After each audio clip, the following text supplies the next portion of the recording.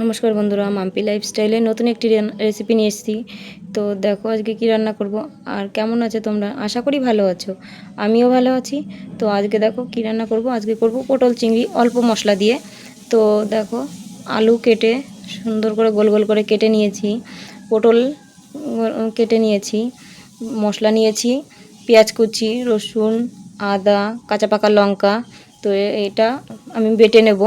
আর চিংড়ি মাছটা দেখো ছোট ছোট চিংড়ি নিয়েছি আমি। তো এই ছোট চিংড়ি দিয়ে এইভাবে অল্প মশলা দিয়ে তরকারিটা করলে পরে, পটল চিংড়িটা করলে আর কি খুবই টেস্টি লাগে খেতে।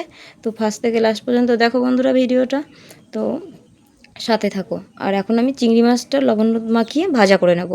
হলুদটা মাখিয়ে নেব মাছে, হলুদ দিয়ে ফেললাম, লবণ দিয়ে দিচ্ছি, দিয়ে এখন মাছটা সুন্দর করে মেখে নেব, ভাজা করে নেব। ভাজা করে নেব। তেলটা গরম হয়ে গেছে বন্ধুরা, এখন আমি চিংড়ি মাছগুলো সুন্দর করে ভাজা করে নেব। চিংড়ি মাছটা খুব বেশি ভাজা করতে নেই, তাহলে শক্ত হয়ে যায়, খেতে ভালো লাগে না। তো অল্প করেই ভাজাটা করব আমি। বন্ধুরা ভাজা হয়ে গেছে চিংড়ি মাছটা, তো এখন আমি তুলে নেব। দেখো হালকা করে ভাজাটা করেছি, না হলে শক্ত হয়ে যাবে মাছটা।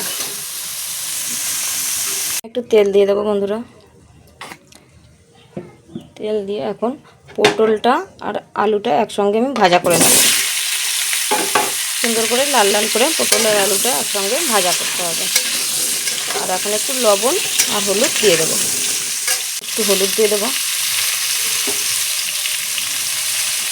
লবণ দিয়ে দেবো, দিয়ে ভাজাটা করলে খুবই ভালো হয়, খুবই সুন্দর কালার আসে ভাজাটার।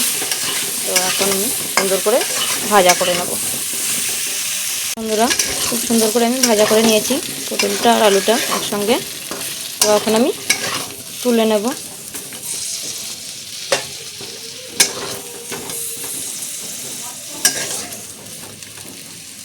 এখন একটু তেল দিয়ে দিয়েছি, এখন জিরে দিয়ে দেবো। জিরেটা একটু লাল লাল করে ভাজা করে নেব। ভাজা হয়ে গেছে, লাল লাল হয়ে গেছে জিরেটা। এখন পেঁয়াজ কুচিটা আমি একটু ভাজা করে নেব লাল লাল করে।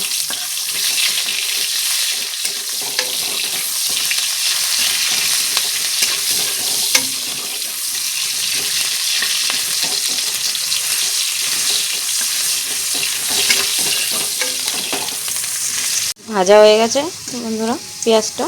এখন আমি পেঁয়াজ বাটা আর রসুন বাটাটা দিয়ে দেবো, দিয়ে এখন সুন্দর করে আমি মশলাটা কষিয়ে নেব বন্ধুরা। মশলাটা সুন্দর করে কষিয়ে নিয়েছি, তো এখন লঙ্কা আর আদা বাটাটা দিয়ে দেব,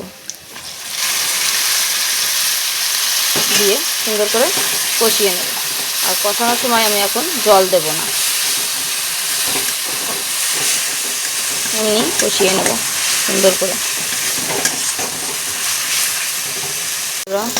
অনেকটা কষানো হয়ে গেছে, তো এখন লবণ আর হলুদটা আমি দিয়ে দেব। হলুদ দিয়ে দেব, লবণ দিয়ে দেব, সুন্দর করে এখন মশলাটা কষিয়ে নেব আর একটু। মশলা থেকে তেল ছেড়ে দিয়েছে বন্ধুরা দেখো। তো এখন আমি পটলটা আর আলু ভাজাটা দিয়ে দেব, দিয়ে মশলাটা আর একটু কষতে থাকবো। আলু দিয়ে পটল দিয়ে আর একটু কষিয়ে নেব আমি। দেখো বন্ধুরা সুন্দর করে কষিয়ে নিয়েছি মশলা দিয়ে, সবজি দিয়ে। তো এখন আমি জল দিয়ে দেবো, সুন্দর করে কষিয়ে নিয়েছি, ঝোলটা দিয়ে দিয়েছি। তো এখন ফুটতে থাকবে বন্ধুরা। ঝোলটা ফুটে গেছে, তো এখন আমি দিয়ে দেব চিংড়ি মাছটা। আর একটু ফুটবে চিংড়ি মাছ দেওয়ার পরে। দেখো বন্ধুরা তো তরকারিটা হয়ে গেছে, দেখেছো। আর যদি ভালো লাগে সাবস্ক্রাইব করে পাশে থেকো, আর কেমন লেগেছে অবশ্যই কমেন্ট করে বলো, লাইক করো। আর গরম মশলা এখন দিয়ে দেবো, দিয়েছিলাম গরম মশলাটা, তো এই গরম মশলাটা এখন দিয়ে দেবো। গরম মশলাটা এখন দিয়ে দিচ্ছি, এখন নামিয়ে দেবো।